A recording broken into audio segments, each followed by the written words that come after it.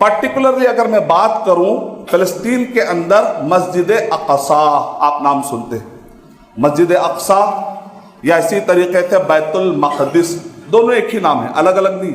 जैसे आप कहते हैं काबतुल्लाह, जैसे आप कहते हैं मस्जिद हराम, जैसे आप कहते हैं अल बैतुल अतीक, ये अलग एक ही चीज के अलग अलग नाम होते हैं। तो बिल्कुल इसी तरीके से अल मस्जिदुल अक्सा, यानी वो अक्सा का मतलब होता है दूर, क्योंकि फजीलत के एतबार से जब आदमी मक्का जाता है तो मदीना करीब में है, लेकिन अगर और एक फजीलत पाने के लिए अगर उसको सफर करना होता है तो उसको सीरिया जाना पड़ेगा, जरा दूर है, तो इसको कहा जाता है, अरब के लोग उसको कहते हैं बड़ा दूर में है, वो चीज दूर में है। अक्सा का माना होता है दूर, और भी कई वजूहात बताए गए हैं। मस्जिद अक्सा, मस्जिद अक्सा किसको कहते हैं?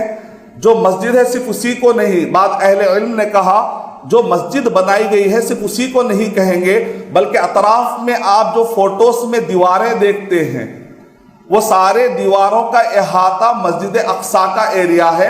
मस्जिद उसमें थोड़ी जगह पर बनाई गई, और आप ताज्जुब करेंगे 1300 साल हो गए, 1300 साल हो गए वो इमारत अभी तक ठहरी हुई है। वलीद बिन अब्दुल मलिक बिन मरवान ने वो बनाई। चार मीनार 400 साल 500 साल पुराने जो हमारे पास इमारतें हिंदुस्तान की, 900 साल पुरानी इमारतें दिल्ली में मिलती हैं, 1300 साल पुरानी इमारत अभी तक ठहरी हुई है।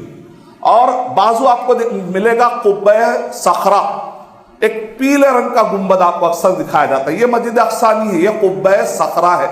इसको भी बनाने वाले मुसलमान ही हैं, उमवी मुसलमान ही हैं। उस जमाने में या तो मकतब की नियत से बनाया गया, या तो वहां पर एक मदरसा चलाने की नियत से बनाया गया, लेकिन गलती से मुसलमान वो पीली गुंबद को मस्जिद अक्सा समझते, वो नहीं, उसके बाजू जो छोटी सी आपको काली या ग्रे रंग का जो गुंबद नजर आता है, ये है मस्जिद अक्सा की मस्जिद। मस्जिद अक्सा की जो जामे जिसको कहा था मस्जिद कहा जाता है।